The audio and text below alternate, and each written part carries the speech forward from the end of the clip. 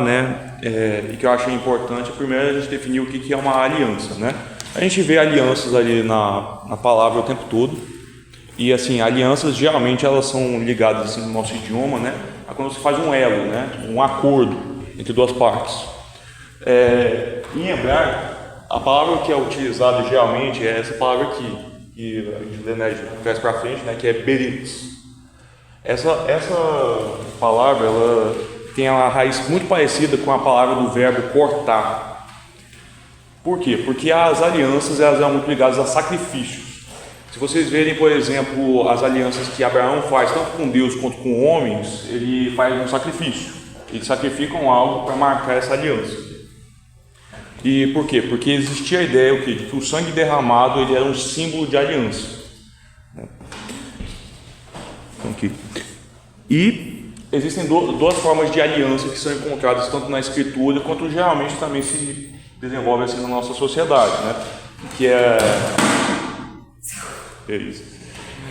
que são as alianças obrigatórias e as promissórias. Se vocês já ouviram, por exemplo, o termo nota promissória, ele vem justamente disso, que a ideia é o seguinte: uma aliança obrigatória significa que nós dois, né, quando a gente faz uma aliança, né, as duas partes elas têm obrigações em comum, sabe, para realizar dentro dessa aliança. Uma aliança promissória é uma aliança que apenas uma das partes promete algo e pode ser condicional ou incondicional. Compreendido? Então vamos começar aqui, né? A gente, no sistema aliancista, temos duas alianças teológicas, né? Elas são diferentes das alianças bíblicas, tá? Alianças teológicas elas são sistemáticas, elas não são bíblicas. Elas são sistemáticas por quê? Porque elas não necessariamente são explícitas na palavra, elas são uma divisão teológica, né? Então elas são uma forma da gente entender a Bíblia, uma forma da gente ler a palavra de Deus, ok? E a aliança das obras é a primeira delas, é a chamada Fidus Operum em latim, né? E que a base dela, né, uma das bases dela está lá em Romanos, né, 5,18, onde Paulo vai falar, né, sobre que, né, por um homem, né, pela ofensa de um homem entrou o pecado no mundo, mas o ato, né, correto de um só homem entrou toda, né, a salvação, né, para muitos. E também a gente encontra isso lá em 1 Coríntios 15:22, onde Paulo diz que em Adão todos morrem, mas em Cristo todos vivem. E também lá em Oséias, né, onde é mais explicitamente chamado de aliança, né, porque Oséias vai falar o seguinte: mas eles transgrediram a aliança como Adão, eles se portaram aleivosamente contra mim. Isso é importante por quê? Porque em Oséias é a única parte do Antigo Testamento onde a relação de Deus com Adão é referida o quê? Como uma aliança. Isso significa que a gente não pode considerar uma aliança? Não necessariamente, a gente pode considerar uma aliança porque você tem termos e condições estabelecidos ali dentro dela. E como é que funciona essa aliança?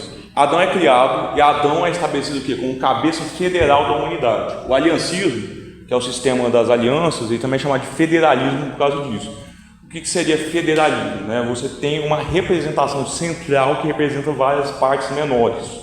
Essa representação seria tipo assim, o centro, né, que governa todas as duas. Então aquilo que afetar essa representação afeta todas as partes dela, né? É o que acontece, por exemplo, quando a gente fala de um estado federado, né, como no Brasil. Você tem vários pequenos estados, né, que respondem a um governo central. E de forma similar, né, com Adão, a gente tem Adão como nosso cabeça central, né, que é para quem nós respondemos e somos afetados por tudo aquilo que afeta Adão, que afetou Adão, né, no caso, né, dentro das decisões dele e dentro de tudo aquilo que ele fez. Isso é até uma forma de explicar, por exemplo, a questão do pecado original. Por que nós herdamos o pecado original? Porque Adão, ele é o cabeça federal, ele é o representante máximo da humanidade. Então, se ele contraiu o pecado, então toda a humanidade contrai o pecado, né, junto com ele, ok? E a aliança de Deus com Adão, né, como eu falei, ela afeta toda a humanidade. E é importante a gente ver que essa aliança, ela também é ligada à questão da ordem criacional que é estabelecida. O que seria a ordem criacional? A gente tem certos aspectos que Deus abençoa, né, Adão e Eva lá em Gênesis 1 e 2. Então Deus vai abençoar eles em relação ao matrimônio e à fertilidade, ao domínio e cuidado sobre a terra e à disponibilidade de todo alimento para ser consumido, né? Então a gente vai ver o que Deus fala para eles crescerem e multiplicarem, né, ali na terra. A gente vê Deus falando que o homem deveria sujeitar toda a terra a ele e cuidar, né? Deus coloca o homem no jardim do Éden para cuidar. E a gente vê, né, Deus falando, todos os frutos, né, da terra, todas as ervas aí são para o consumo de vocês e dos animais. Então a gente tem o que? Garantia de proteção de Deus, ou seja, a providência de Deus nesse sentido, né, tanto com a fertilidade, né, quanto com a alimentação. E ao mesmo tempo a gente também tem a questão da responsabilidade humana de zelar tanto pelos seus iguais, né, no sentido que o matrimônio estabelece ali, quanto zelar também pelos animais, né, pelas criaturas de Deus, né, e também pelas plantas e tal.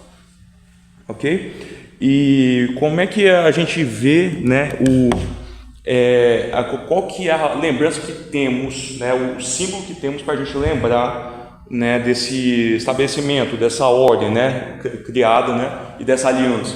É o Shabat, né, é o sábado. Por quê? Porque é dito o quê? Que Deus trabalhou 6 dias e no 7º ele descansou. Isso é uma forma de lembrar sempre da aliança que Deus fez com Adão. Por quê? Porque quando lembramos do sábado, né, na visão judaica, né, quando você lembra do sábado, você lembra o quê? Que temos um Deus que criou todas as coisas e ele descansou nesse dia. Então a gente passa a ver aqui o reflexo da imagem de Deus em nossas vidas, como seres humanos. Ok? E a condição que Deus coloca para que essa aliança, né, permaneça, é uma aliança condicional nesse caso, é que o homem possa comer de todos os frutos, de todas as árvores, menos da árvore do conhecimento do bem e do mal. É a história que todo mundo conhece, a história da queda. E uma coisa que é importante dizer sobre isso é que ali a gente vê realmente um pacto de obras. Por quê? Porque esse pacto ele é definido pelo que o homem faz.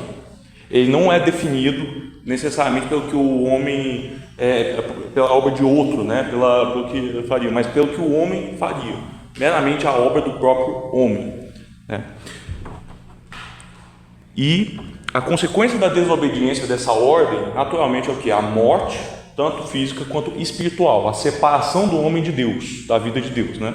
Inclusive é até interessante porque uma das consequências é a privação do homem de comer da árvore da vida para que não viva eternamente. Ou seja, o homem é privado tanto de ter uma vida, né, saudável plenamente, né, ali no jardim, quanto também é privado de viver eternamente com Deus, nesse sentido. E ela não é feita diretamente como uma aliança, né, mas como a gente já falou, ela pode ser tratada como tal porque é um acordo. Ela foi cumprida plenamente por Cristo, que é o segundo Adão, tanto de forma ativa, no sentido de que Cristo ele cumpriu as obras da lei, então ele cumpriu toda a obediência, né, ao Pai, quanto de forma passiva, no sentido de que Cristo se entregou como sacrifício vicário, obedecendo também ao Pai, né, para a salvação, né, da humanidade. Então, Cristo cumpriu. Quer falar? Então assim, Jesus teria também cumprido a aliança das obras dele? Sim. Mas só ele teria cumprido a aliança das obras. E por isso que ele se fez apto para fazer a aliança da graça, entendeu? Entre nós e o Pai. Que no caso é uma aliança entre nós e Cristo. No caso, essa é a melhor forma de mostrar isso, entendeu? E essa aliança foi citada primeiramente, né, por Zacarias Ursinos, né, que é o escritor do Catecismo de Heidelberg, para quem não sabe é um dos catecismos mais antigos, né, ali do calvinismo e tal, ali em 1562. Ela foi citada por ele, na verdade, como uma aliança da criação, né, e não necessariamente como uma aliança das obras, né, mas é um termo que também pode ser usado. E por Dudley Fafner, em 1585, que esse já foi mais explícito, ele já chamou realmente de aliança de obras. E ela foi ela não foi citada por Calvino, tá? Calvino ele cita várias coisas, mas ele não cita uma aliança, um pacto realmente entre Adão e Deus. Ela foi rejeitada por alguns reformadores, teve até uma treta até por volta de 1700, né? Ali, né, se ela deveria ser aceita ou não, né? Dentro desse meio. Até hoje tem alguns reformados que não aceitam, sabe? Tem alguns que seguem, né, a linha aliancista que não aceitam. Importante dizer que, apesar da gente tradicionalmente associar o aliancismo com o calvinismo, o aliancismo também é aderido também por arminianos, como os wesleyanos também. Tá? Eles aderem também, eu só contando isso, que a gente se cita mais dentro do meio calvinista. Né? Alguns grupos, como os luteranos, eles vão como os luteranos, eles vão citar a aliança de obras de uma forma diferente, porque os luteranos não são aliancistas, por mais que pareçam, mas eles não são aliancistas. Eles vão citar como uma aliança da lei, no sentido de que existe uma divisão entre lei e evangelho, e essa aliança da lei ela é recapitulada na lei de Moisés, sabe? Então eles vão botar isso muito, muito forte. O que diferencia isso da visão calvinista? Porque na visão calvinista existe uma continuidade na aliança da graça, não tem tipo um parêntese, né, de aliança de obra ali na lei, né? Eu posso até desenhar aqui para vocês, né, basicamente no calvinismo você tem uma continuidade entre as várias alianças, né, você tem as setinhas e tal, mas para os luteranos é como se essa aliança aqui, que é a aliança mosaica, ela, tipo assim, fosse separada, entendeu, das outras assim, ela não fosse a mesma aliança, da graça, né, que a gente vê primeiro ali em Noé e tal. Deixa eu ver. E também alguns batistas reformados, eles vão assumir que a aliança das obras, na verdade, é o Antigo Testamento. Tá? O Antigo Testamento é a aliança das obras e o Novo Testamento que é a aliança da graça só. Entendeu? Então vamos fazer essa divisão, né, entre essas duas alianças, até para fazer uma diferenciação, né? Porque a continuidade maior geralmente é definida mais por presbiterianos, né, e esses grupos assim. Mas é uma vertente aliancista. É uma versão aliancista. Ela é muito presente ali na Confissão de Fé Batista de 1689, sabe, que é a confissão de fé calvinista batista mesmo, assim, mais comum, né? Então, ok? Deu para entender, gente? Alguma pergunta nessa parte? Ok. Então, vamos para a Aliança da Graça. Essa é a maior, né, é a principal. E qual que é o lance da Aliança da Graça, né? Ela também é chamada, né, em latim de Fidus Gratia, né? E ela é a promessa de vida eterna para todo aquele que crê, com a fé dada por meio do Espírito Santo. Ou seja, é aquilo que Jesus fala, né? Aquele que vê a mim, né? Tipo, de forma nenhuma lançarei, de que tipo aquele que crê e for batizado será salvo, né? Mas aquele que não crê já está condenado, né? Todas essas citações de fé são a aliança da graça. A aliança da graça é baseada em fé, em você crer e ser salvo por meio dessa fé. Ela é diferente da aliança das obras, porque a aliança das obras necessariamente é condicionada às nossas obras. Os pelagianos, né, que é um grupo que defendia que a gente não tem um pecado original, né? Eles defendiam que era possível você alcançar o céu por meio de obras. Já nós, né, que somos cristãos mais ortodoxos, né, a gente vai negar isso, a gente vai dizer que nós só podemos alcançar a Deus por meio da fé, porque a gente é incapaz de cumprir a aliança das obras, a gente só pode cumprir a aliança da graça. E ela é estabelecida por meio do cumprimento da aliança das obras pelo Filho, sendo a expressão externa da aliança da redenção. Então a gente tem aqui as três alianças juntas. A aliança da redenção seria a aliança interna da Trindade, eu vou falar mais tarde sobre ela. Mas é igual o Ezequiel tinha perguntado, mas sim, o Filho cumpre a aliança das obras, sendo o segundo Adão. Então ele cumpre aquilo que Adão não cumpriu, sabe, de forma plena. E ele basicamente estabelece, né, ali a possibilidade da aliança da graça que fazemos com ele ao crer, né, no cumprimento da sua palavra. E onde é que a gente encontra primeiro a aliança da graça? Justamente com Adão, só para vocês verem, ali quando tem o proto-evangelho. Quando Deus ele promete para Eva que nasceria, né, uma semente ali dela que pisaria na cabeça da serpente.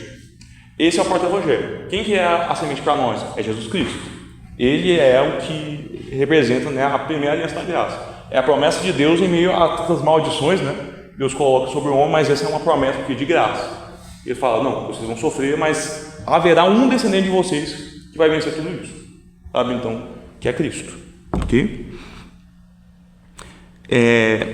Essa aliança da graça é administrada de forma diferente nos Antigo e Novo Testamento, né? E no antigo era administrada por meio das leis, tanto cerimoniais, morais e tal, quanto pelos sacramentos, né?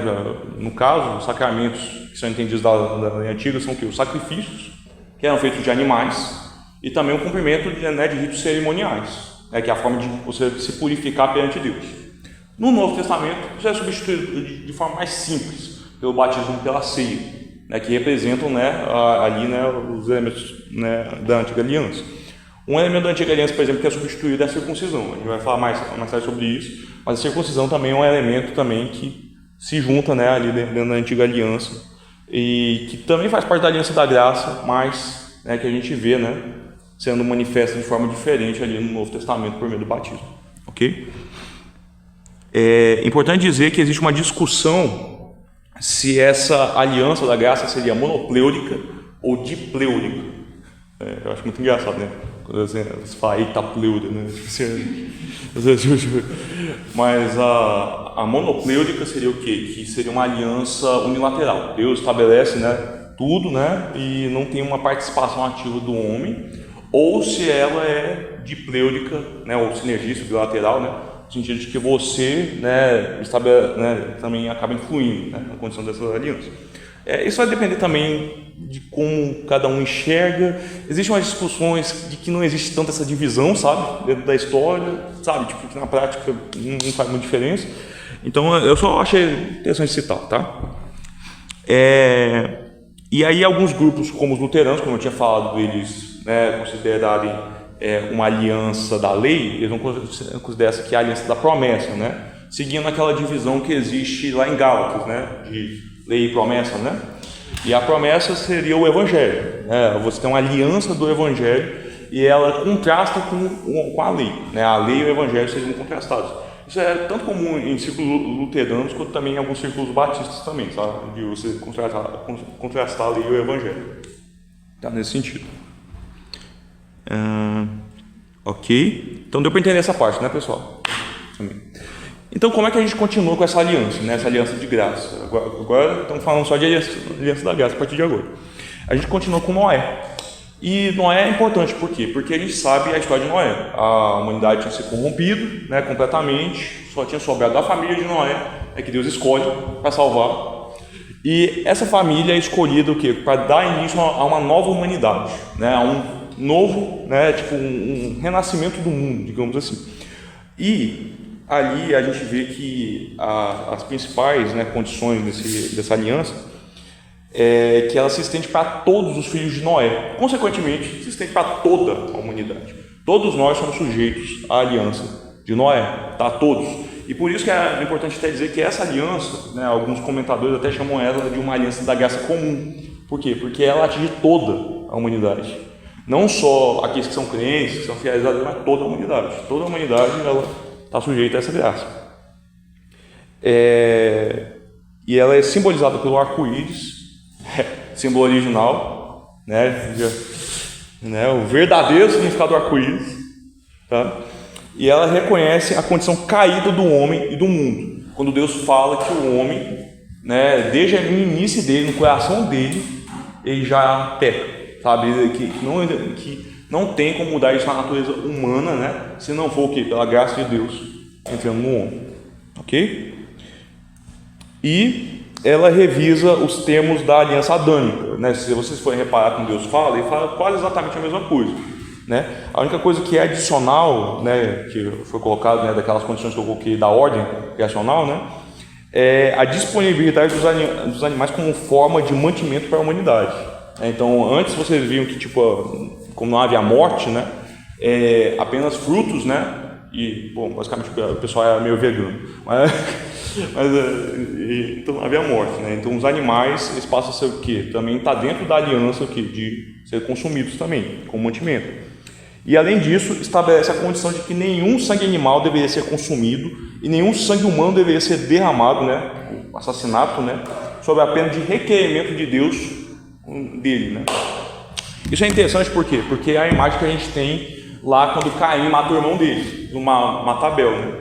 Que de uma forma mais direta, né? Mas a gente vê Deus requerendo o sangue das mãos de Caim, sabe, realmente como um juiz mesmo, sabe, tipo assim, você derramou o sangue, então você, né, vai ser marcado para morrer. Mas ao mesmo tempo a gente vê o estabelecimento da graça de Deus ali com Caim, né, quando ele não permite que Caim seja morto, né, por outros, né, que quem requereria o sangue de Caim seria o próprio Deus, não seria outro assassino, sabe, como ele. Então isso é bem importante. Isso também aqui serve de precedente para o julgamento em cortes judiciais. A ideia de que os assassinos eles devem ser condenados pelos crimes. Isso parece que é uma coisa muito óbvia, mas a gente tem que pensar que isso aqui é o início do mundo, tá? Então, tipo assim, você tem que pensar que esse é o padrão que Deus queria estabelecer desde o início do mundo. Pessoas não devem sair por aí matando pessoas. Parece uma coisa... Não, é isso que eu estou falando. Parece uma coisa meio óbvia, mas assim, para Deus falar é porque isso rolava muito antes, tá? Você tem que pensar desse jeito. A Deus falar. Isso é bem visível quando a gente vê, por exemplo, na descendência de Caim, um homem chamado Lameque, que se orgulha de ter matado e ferido pessoas. Então isso provavelmente era o padrão que estava seguindo na época. E vamos combinar, né, gente? Assim, ao longo da história não é como se as pessoas fossem tão assim queridas assim umas com as outras assim, sabe? É muito comum as pessoas matarem, achar justificativo para se matar. Só depois de ter um padrão moral mais cristão que a sociedade começou a ficar um pouco mais tipo, tranquilo, tipo, fala assim, eu não vou matar. Mas aquela vida vale alguma coisa, né? Do que aquelas 20 moedas que ela tá me devendo. Talvez seja melhor não assassinar o filho de fulano, tá ligado? Porque... O pai pode vir aqui tentar me matar. Sabe, é melhor não, né? E realmente, entra muito nisso, sabe? Uma coisa que é interessante é que no judaísmo essa aliança tradicionalmente é ligada às chamadas 7 leis de Noé, tá? Isso não é bíblico, tá? Isso é do Talmud, né? Que é dos escritos próprios dos judeus. Mas basicamente são as leis gerais que a humanidade seguiria, né? Que teria sido revelada a toda a humanidade, né? E que não são, digamos assim, que não são excludentes de nenhum ser humano, né? Então, assim, a gente tem, por exemplo, a proibição da idolatria, né, a ideia de que os homens não poderiam, né, realmente se entregar a outros deuses, da blasfêmia, ou seja, né, tipo, falar contra o próprio Deus, do assassinato, né, como a gente já falou, da imoralidade sexual, né, no geral, né, adultério e tudo mais, do roubo, né, e curiosamente, né, de algumas interpretações judaicas, né, de comer animais vivos ou sangue dos animais. Isso parece meio óbvio, mas realmente tem culturas que comem animais vivos. Isso para pensar. É verdade. E a submissão às cortes de justiça, que é o que eu já citei aqui, né, sobre a questão do precedente. Ela representa a redenção de Cristo sobre a realidade, com a dispersão das coisas velhas para o nascimento das coisas novas, sendo o dilúvio figurativo para o batismo, como diz Pedro, né? A ideia de que, como o Pedro fala, né?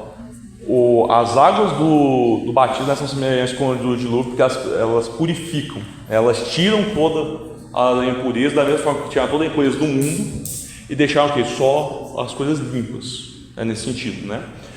No caso, a família de Noé. E se a gente for olhar assim, de uma certa analogia, né? A arca nesse sentido seria a igreja, né? Aqueles que estão na igreja, que estão no corpo de Cristo, né, não são consumidos, né, pela água, né, pela ira, né, de Deus. Mas eles são purificados, né? Eles estão dentro de um mundo purificado, ok? Deu para entender, gente? Deu. Essa parte? Ok. Então depois disso a gente tem a aliança que é uma das mais famosas, talvez, que é a aliança abraâmica, né? E essa aliança é muito mais específica. Ela não é para a humanidade toda, ela é para um povo específico que Deus escolhe. Ela é repetida 3 vezes, sabe, ali em Gênesis, porque ela é muito importante. Então ela tem, né, toda hora essa repetição, nos capítulos 12, 15 e 17. No capítulo 12, né, Deus fala para Abraão sair, né, da tua terra, da tua parentela, e promete para ele o quê? Uma descendência grandiosa e a terra de Canaã. Isso que são os principais, né, coisas que são prometidas. E uma coisa que é interessante, na segunda vez que Deus faz isso, ali no capítulo 15, é que vai ser dito o quê? Que Deus imputou-lhe por justiça, né, o fato de Abraão ter crido.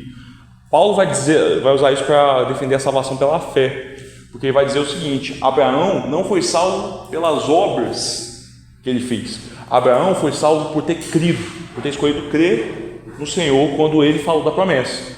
E de fato, Abraão é chamado de o pai da fé porque ele crê numa coisa que ele nem vê de fato, que ele não tem evidências nenhuma, que é o fundamento da fé, né, segundo Hebreus. É você crer em coisas que você não está vendo.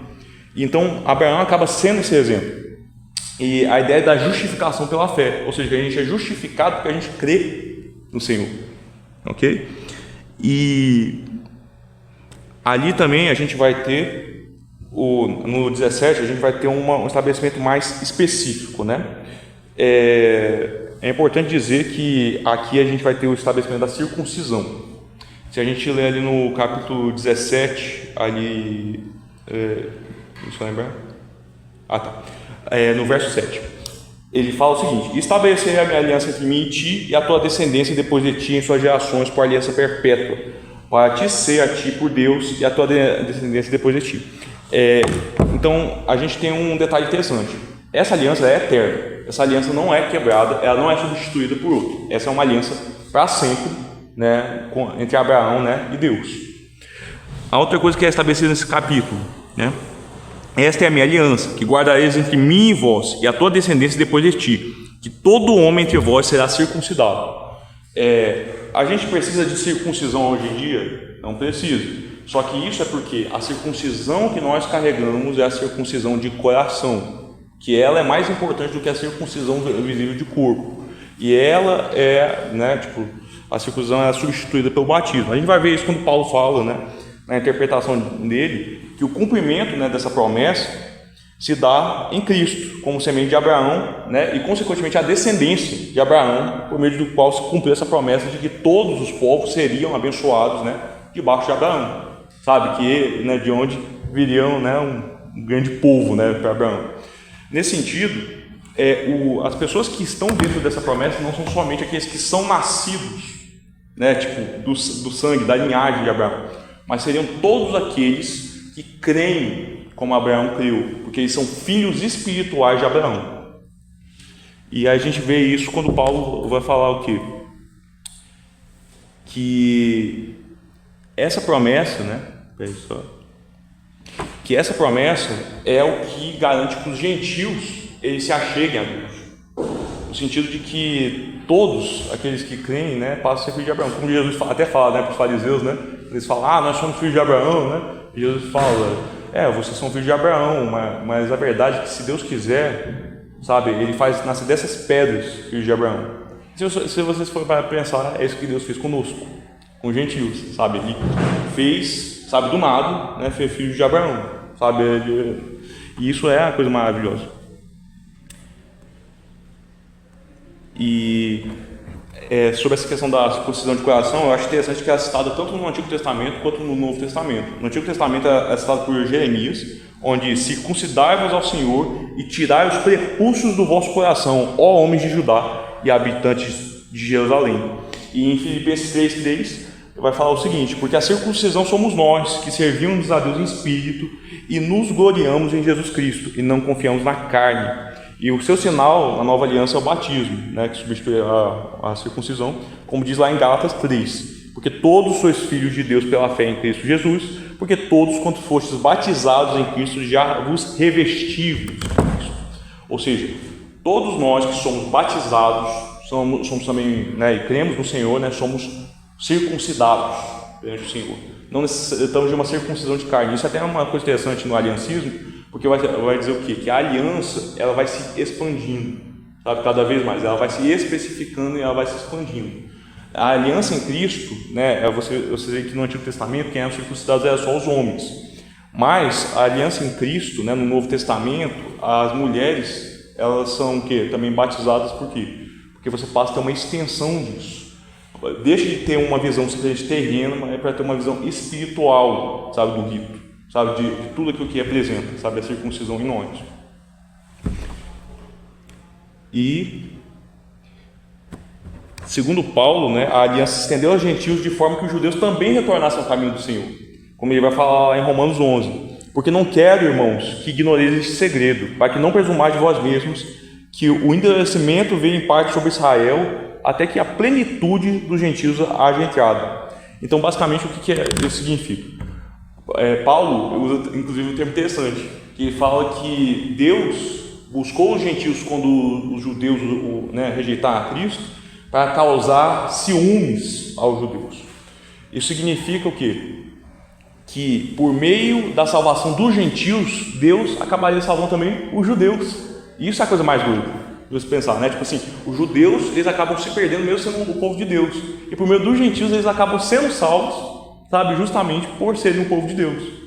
É maravilhoso. É por isso que Paulo fala que é um mistério. Sabe? Como é que Deus ele faz essas coisas, né? Tipo assim, de realmente salvar um pelo outro e, sabe, usar essa ponte realmente. E na visão aliancista, é isso que também acaba refletindo naquela passagem que, se eu não estiver enganado, você pode me corrigir, Ezequiel, é Gálatas ou Colossenses, que fala que Deus quebrou o muro, é Gálatas, né?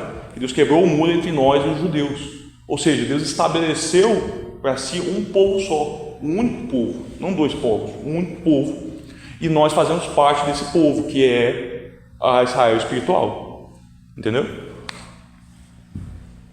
Deu para entender isso aí, gente? Show? Se tiver alguma dúvida, pode falar. Ou algum comentário, se quiser falar, você está falando besteira. E aí depois a gente tem aqui a aliança mosaica. Essa é mais específica ainda. Por quê? Porque a aliança mosaica, ela já é com os descendentes de Jacó, que é um descendente de Abraão. Então você tem uma especificidade ainda maior. Uma coisa interessante é que a aliança de Deus com Abraão, ela incide sobre todos os descendentes de Abraão, todos. E isso, né, espiritualmente, mas também de forma terrena incidiu também, porque, por exemplo, vai ser falado o quê? Que Ismael seria abençoado por ser filho de Abraão, e os midianitas também, que também são filhos de Abraão, sabe? Só que é curioso, porque isso demonstra, é até engraçado que parece muito prêmio de consolação, né, quando Deus fala, tipo assim, não, Ismael vai ser abençoado também, vai ser uma grande nação e tal, mas assim, o filho da promessa é Isaac, tá? Basicamente é isso. Sabe? E da mesma forma Jacó e Esaú, a gente vê essa mesma coisa, né? Que fala que Deus escolheu, né, desprezar Esaú e escolher Jacó, nesse sentido, né? Que aí você vê claramente essa dualidade, né? Inclusive é até muito forte nos livros dos profetas, quando Deus ele vai condenar Edom, né? Porque Deus ele fala o quê? Por que Deus cobra tanto de Edom, de Moab, né? Dessas linhagens? Porque elas são linhagens que são ligadas a Abraão. Então, tipo, eles são mais punidos do que os filisteus, do que os outros. Por quê? Porque eles são parte da aliança de Abraão. Então eles são cobrados como parte da aliança de Abraão, porque eles sabem, porque eles conhecem Abraão, sabe? Então, tipo, isso é até uma coisa interessante, sabe? Os edomitas, por exemplo, usarem a invasão, né, de Jerusalém por Nabucodonosor, né, como uma oportunidade de roubar eles, é uma coisa bem pesada. Inclusive tem um lance até interessante. O rei Herodes, né, que matou, né, os pequeninos, né, que matou os bebês, ele era edomita, sabe? Então isso é uma curiosidade bem interessante de pensar, sabe? Tipo assim, que ele era justamente desse povo, ok? Então Deus ele faz uma aliança específica com Jacó, com Israel. E por meio de quem que ele faz isso? Por meio de Moisés. Onde é que a gente mais vê essa aliança? A gente vê ela sendo citada várias vezes em Êxodo, né, e Levítico. E uma coisa que é interessante é que, acho que o mais forte, né, exemplo dela, é quando ela é citada no preâmbulo dos 10 mandamentos, que ela fala o seguinte: então falou Deus todas essas coisas, dizendo, eu sou o Senhor teu Deus, que te tirei da terra do Egito, da casa de servidão. Essa é uma das frases mais repetidas do Antigo Testamento. Por quê? Para ficar na cabeça, sabe, do povo judeu. Eu sou o Senhor teu Deus, que te tirei da terra do Egito, da casa de servidão. Quando Deus fala isso, ele está apresentando quem ele é. Sabe, e isso parece uma coisa que a gente não vê a profundidade disso. Mas por que Deus está usando isso? Para mostrar o seguinte: como é que Deus ele se faz entendido por nós? Por meio dos feitos que ele faz, sabe? Por meio da libertação do povo. Como que a gente aplica isso como cristãos hoje? Quando a gente pensa que a libertação do Egito é uma imagem, é uma prefiguração da nossa libertação do império das trevas. Então, nós reconhecemos que Deus nos libertou da casa de servidão, né, e nos trouxe, né, ali por meio, né, da Páscoa dele, né, que também é prefigurada ali, para a terra sagrada, né, para a terra da salvação, né, para a nova Canaã, para a nova Jerusalém, ok? E ela expande a aliança abraâmica, e ela tem um detalhe: ao contrário da aliança abraâmica, ela é condicional. A aliança abraâmica é incondicional, Deus não pede nada de Abraão a não ser o quê? O selo da aliança, que é a circuncisão. Agora, essa aqui é condicional, porque Deus ele vai falar o seguinte, lá em Deuteronômio, né, 28, né, 29, 28, né, que Deus ele vai ministrar o que? A bênção e a maldição sobre o povo. Ele vai falar, ó, se vocês seguirem tal coisa, né, vocês vão ser abençoados, se vocês desobedecerem, vocês serão amaldiçoados. Essa dualidade mostra a condicionalidade dessa aliança. Aí, uma coisa que é interessante sobre isso é que ela serve como um distintivo central de Israel, não só como um povo, né, em termos religiosos, mas como um povo nacional, sabe? Como uma nação sacerdotal, né, separada por Deus ali como um povo sagrado. E uma coisa que é interessante é o seguinte, você vai ter certos acadêmicos que eles colocam essa aliança como uma forma de expansão da aliança de obras, né, que a gente já falou aqui, né, a aliança de obras ali de Adão, no sentido de que a lei, né, você tem a lei ali estabelecida, ou que dizem que é um meio termo, sabe, que é uma certa ponte, sabe, entre a aliança da graça e a aliança das obras. E uma coisa que é importante que dizer é que ela revela o padrão perfeito de Deus para a humanidade. Por quê? Porque esse é o padrão que Cristo seguiu e todas as coisas que são definidas na lei apontam para Cristo. Seja o sacerdócio, sejam os sacrifícios, sejam a própria lei, né, no comportamento de Cristo, seja todos os estabelecimentos morais. Tudo isso é cumprido em Cristo. Cristo é o ideal, né, ali da lei. Tanto que a lei tem estabelecimentos próprios, por exemplo, em Deuteronômio, para profetas e reis e também para sacerdotes, que são os 3 ofícios de Cristo. É um rei, né, profeta e sacerdote, e com perfeitamente todos os ofícios que estão escritos em Deuteronômio. Até melhor do que muitos profetas, né, autênticos, né, como a gente vai ver com Jonas, por exemplo, né. Então, e apesar disso, é necessário a gente lembrar que a obediência da lei, ela não se trata de um mérito, sabe, assim, da humanidade, sabe, tipo, não, então o povo de Israel vai obedecer à lei e vai ganhar a aceitação de Deus, de forma alguma. E como que a gente vê isso? A gente vê isso, que Deus escolhe o povo dele incondicionalmente, sabe, a gente vê isso quando ele primeiro liberta o povo do Egito para depois estabelecer a lei e obediência sobre eles. Então, nesse sentido, a lei em si, apesar dela ter um aspecto de obras ali dentro dela, né, ela é graciosa. Ela é graciosa no sentido de que ela serve para estabelecer o padrão que Deus espera do povo que ele já libertou, com a graça. Ela não serve para dizer o seguinte, vocês vão ser o meu povo só se vocês me servirem assim. Pelo contrário, Deus cobra deles porque eles são o povo dele. Então, eles já são separados, sabe? Não tem incondicionalidade em relação a isso. Ok?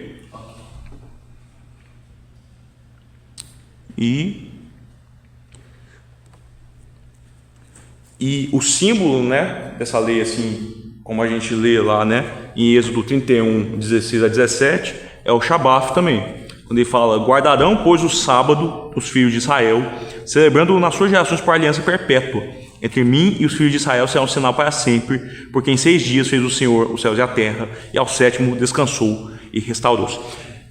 Por isso que, inclusive, eu falei sobre a questão... É por isso que, inclusive, eu falei sobre essa questão de certa forma, ela parecer muito uma extensão, né, essa aliança de Moisés, vai ser muito uma extensão da aliança das obras, né, da aliança de Adão, porque você também tem o mesmo símbolo, né, que é o Shabat, é o mesmo símbolo, né, para relembrar as duas, né, do estabelecimento da lei de Deus e também do estabelecimento ali, né, da criação de Deus ali no mundo. Ok? Deu para entender essa aliança, gente? Também? Ok. Vamos para a aliança davídica agora, né? E essa aliança eu vou ler até o todo dela, né, ali em 2 Samuel 7, de 12 a 16, porque é muito bonito. E fala o seguinte: quando teus dias forem completos e vieres a dormir com teus pais, então farei levantar depois de ti um dentre a tua descendência, o qual sairá das tuas entranhas, e estabelecerei o seu reino. Este edificará uma casa ao meu nome, e confirmarei o trono do seu reino para sempre. Eu lhe serei por pai, e ele me será por filho. E se vier a transgredir, castigá-lo-ei com vara de homens, e com açoites de filhos de homens. Mas a minha benignidade não se apartará dele, como a tirei de Saul, a quem tirei de diante de ti, porém a tua casa e o teu reino serão firmados para sempre diante de ti, e o teu trono será firme para sempre. Amém? Então, o seguinte, essa é uma promessa do reino eterno da casa de Davi, para todos os descendentes dele, mesmo que eles se desviassem. E isso é muito forte. Significa o quê? Que Deus continuaria mantendo a linhagem de Davi até que saísse, né, ali das entranhas dele, aquele que seria o quê? O rei pleno, o rei perfeito. Quem que é o rei perfeito, né, gente? É o Jesus Cristo, nosso Senhor, que veio da linhagem de Davi. É importante dizer que essa aliança, ela é muito mais específica ainda, porque ela é uma linhagem de uma só pessoa no meio do povo que Deus escolheu de vários povos ali. E isso é muito interessante porque a gente vai ter a lembrança dessa aliança também muito vívida ali durante o Antigo Testamento, quando Deus fala, por exemplo, né, várias vezes, eu estou fazendo isso por amor do meu servo Davi, sabe? Isso é muito pesado quando você pensa assim, vários, né, descendentes de Davi foram reis maus, mas mesmo assim Deus mantinha eles, por quê? Porque por amor do meu servo Davi, sabe? E tem essa situação o tempo todo. É interessante notar que Deus ele gera consequências sobre isso. Inclusive a gente chega a ter, né, no último rei que teve de Judá, né, Deus acaba cortando, né, a descendência dele e tal. Só que Deus sempre dá um jeito de arranjar uma descendência, sabe? Mesmo que essa descendência desse cara, né, que é a descendência de Davi, que foi Joaquim, né, ele não tivesse mais descendentes ali para subir no trono, Deus escolheria outro para ser, né, o legítimo rei, sabe, de onde viria Cristo. Por isso, inclusive, que os dois pais de Jesus, né, tanto, né, Maria, né, sendo a mãe dele, né, pelo sangue, e José, né, que é o pai legal, né, de Jesus, né, legal no sentido de legislação, tá, gente, não no sentido de que... Mas é legal, mas é legal. Ele é uma professora. É gente boa, gente boa. É gente boa. Mas os dois vêm da linhagem de Davi, só que os dois vêm de dois filhos diferentes de Davi. Isso é bem interessante, a gente vê isso por quê? Porque é uma forma de legitimar plenamente que Jesus vem do trono de Davi, vem da casa de Davi, e que ele é o rei prometido, sabe? Isso é a coisa mais importante de a gente pensar. E uma passagem que eu acho muito bonita, lá no livro que Ezequiel escreveu, muito bom, inclusive, ali no capítulo 37, né, do versículo 24 e 25, é que Deus fala o seguinte: e meu servo Davi será rei sobre eles, e todos eles terão um só pastor, e andarão nos meus juízos, e guardarão os meus estatutos, e os observarão. E habitarão na terra que dei a meu servo Jacó, em que habitaram vossos pais, e habitaram nela, eles e seus filhos, e os filhos de seus filhos para sempre. E Davi, meu servo, será seu príncipe eternamente. Aí você pode se perguntar, mas Davi, seu príncipe eternamente? Davi vai ser o príncipe eternamente do povo, mas Davi já morreu. Aí que tá, Davi, nessas passagens, ele é uma imagem para o Cristo, porque ele é o filho de Davi, ele é como Davi, ele é ele é o próprio sangue de Davi. Então Jesus é o pastor que Deus promete para reunir todas as suas ovelhas debaixo ali do seu reino, sabe, assim, de forma plena, né? Ali. E uma coisa que vocês podem reparar, vocês estão prestando atenção, vamos lá. Mas se vocês estão prestando atenção, uma coisa que vocês podem reparar é que as alianças, elas são cumulativas. Elas não vão, ignorando a anterior. Elas vão só adicionando. Então, por exemplo, ele vai falar o seguinte, aqui nessa aliança, aqui, quando Deus fala sobre estabelecer Jesus, né, como o rei eterno, ele vai falar o quê?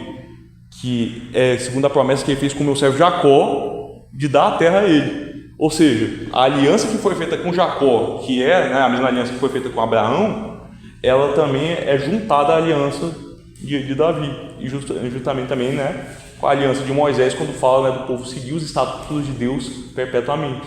Então a gente tem todas as alianças juntas ali, ok? Deu para entender, gente? Alguma dúvida? Não? Ninguém dormindo? Quer que? Então agora a gente vai para a aliança mais importante dentro da aliança da graça, né? Sobre a aliança, que é a nova aliança. E a nova aliança, eu acho muito importante ler os trechos dela, né? Até para não ignorar isso, porque ela é a que tem mais peso. A gente vai ver lá em Jeremias 31, do 31 a 33, de forma bem explícita, né? Deus falando: eis que os dias vêm, diz o Senhor, em que farei uma aliança nova com a casa de Israel e com a casa de Judá, não conforme a aliança que fiz com seus pais, no dia em que os tomei pela mão para tirar da terra do Egito, porque eles invalidaram a minha aliança, apesar de eu os haver desposado, diz o Senhor.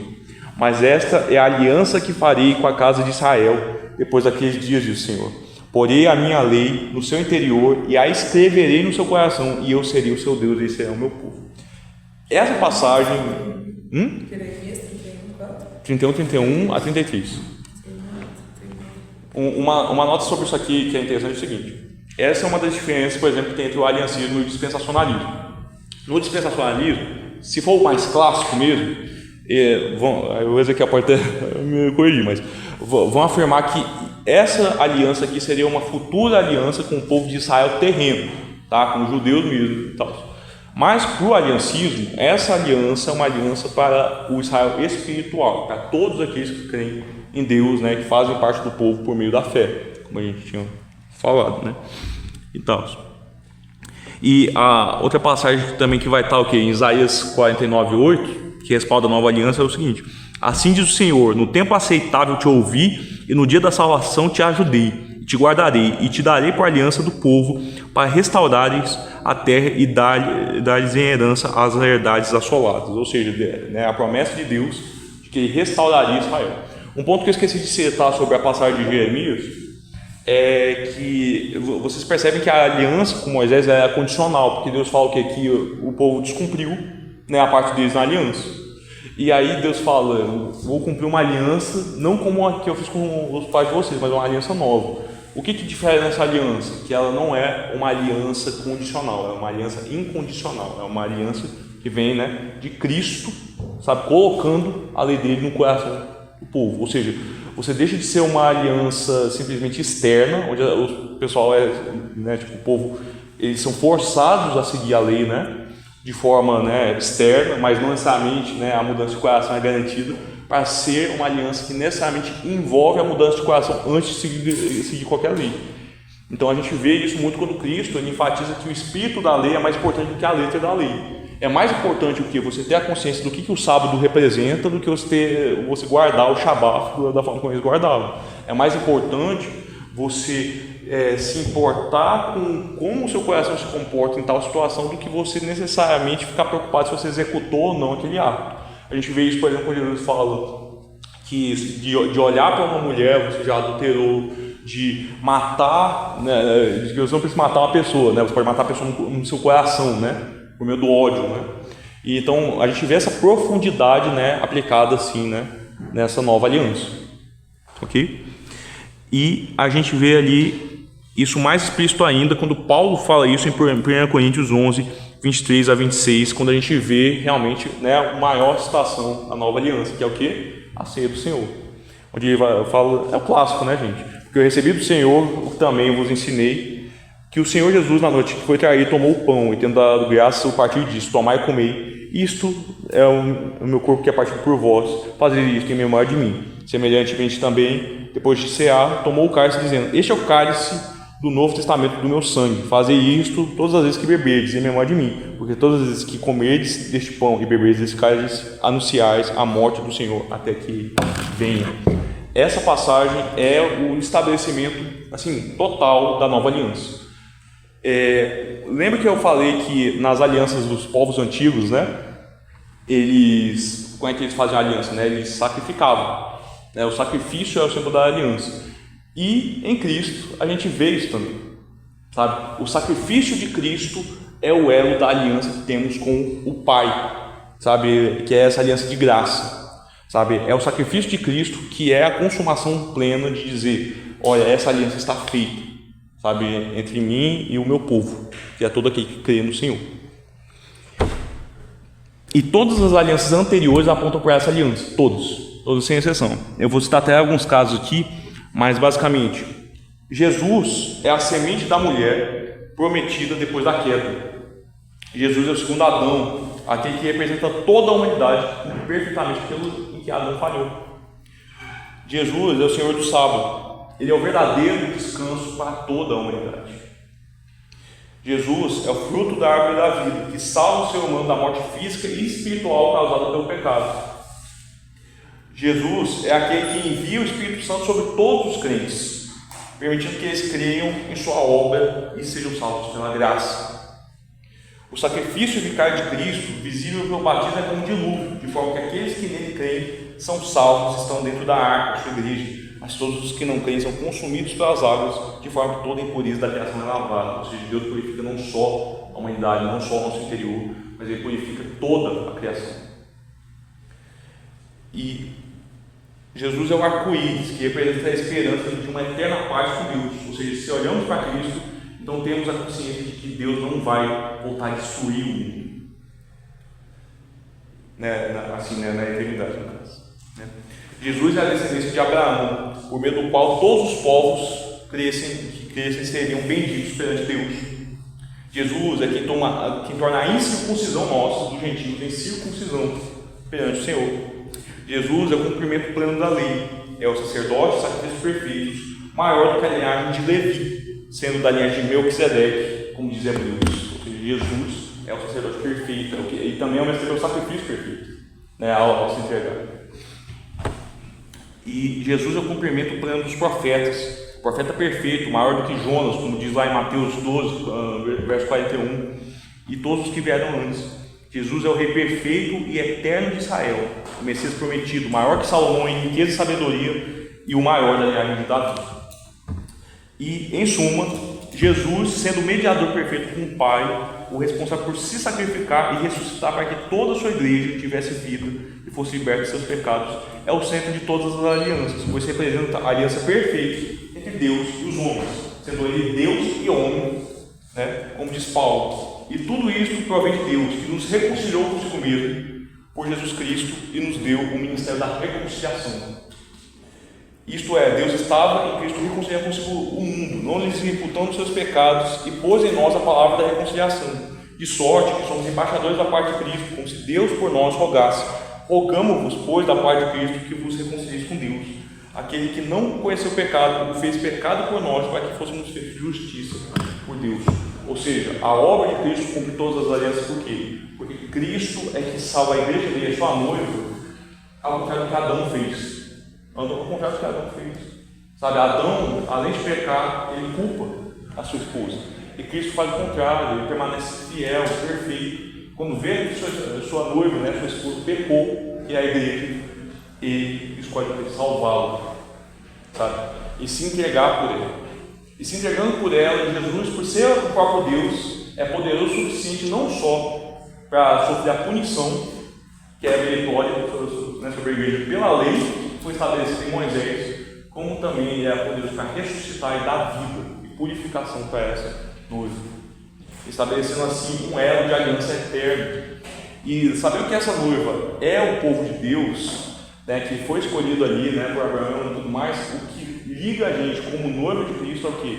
É a fé que temos nele com Abraão e Pedro. Assim. Então todas as alianças elas convergem no Senhor Jesus, quando a gente reconhece que todos poderiam. Deu para entender, gente? Aí? Certinho? O pessoal sono, desculpa.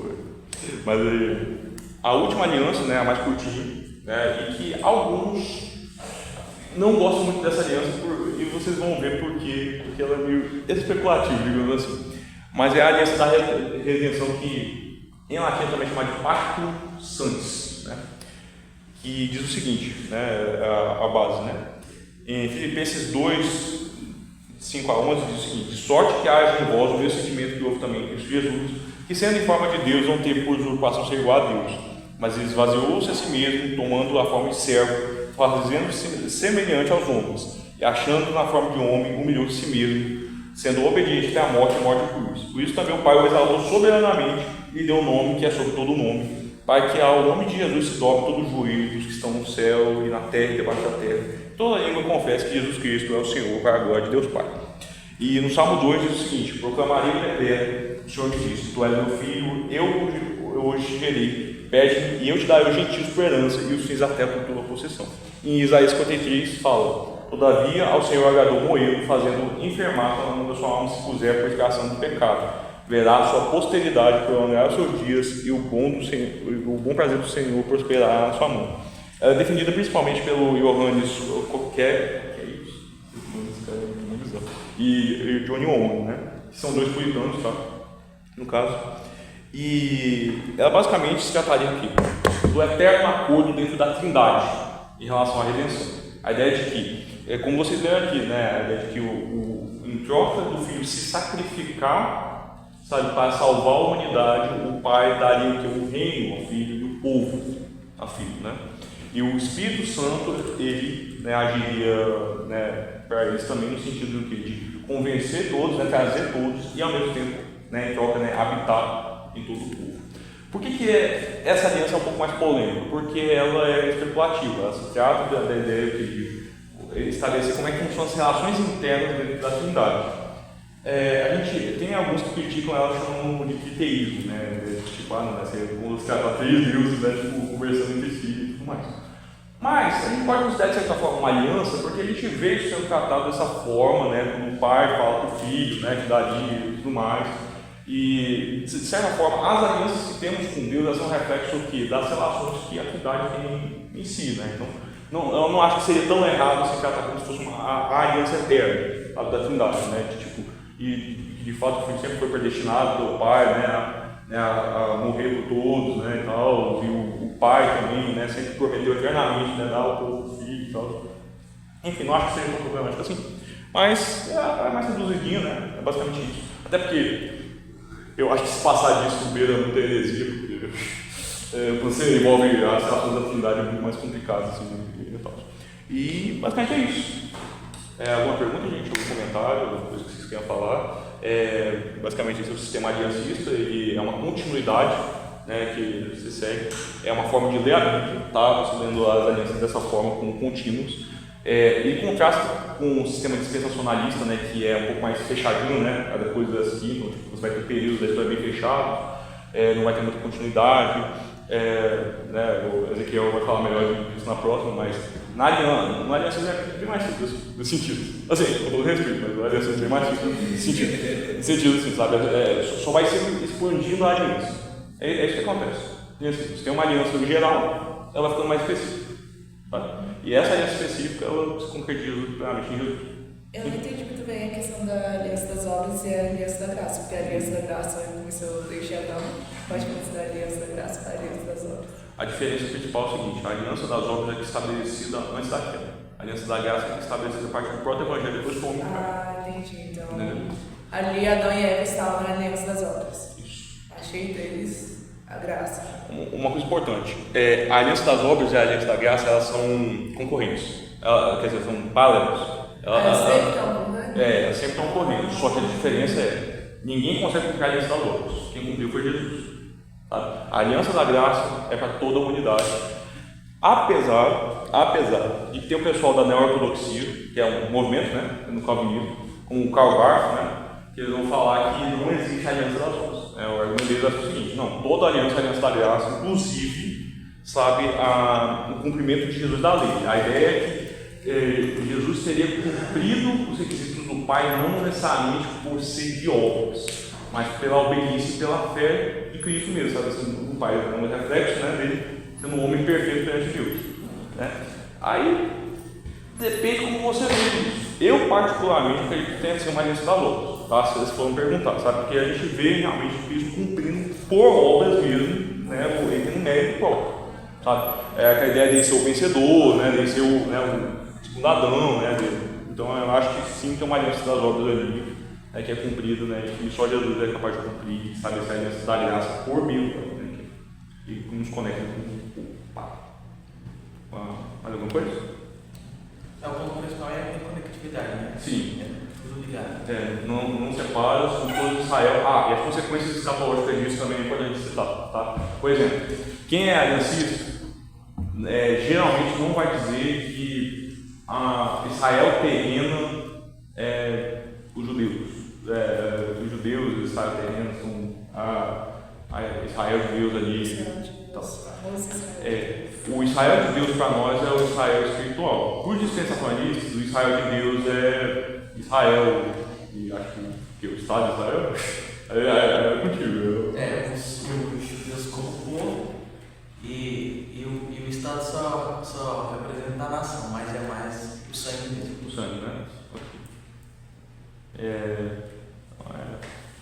Isso, acho que as consequências? Ah, tá. Tem uma coisa que eu também interessante sobre a relação do batismo, tá? A maioria dos aliancistas vai ser pelo batismo, tem a ideia de que ele substitui diretamente, né, a circuncisão, né? Mas, como eu falei, você tem aliancistas batistas, né, pedobatistas, que vão argumentar que o que, ao contrário né, de presbiterianos, por exemplo, né, de que a circuncisão é de coração, né, então ela não é uma circuncisão externa, é uma circuncisão interna que é baseada no novo nascimento. O novo nascimento que seria o critério para a circuncisão e não um nascimento carnal, né, seria nesse sentido.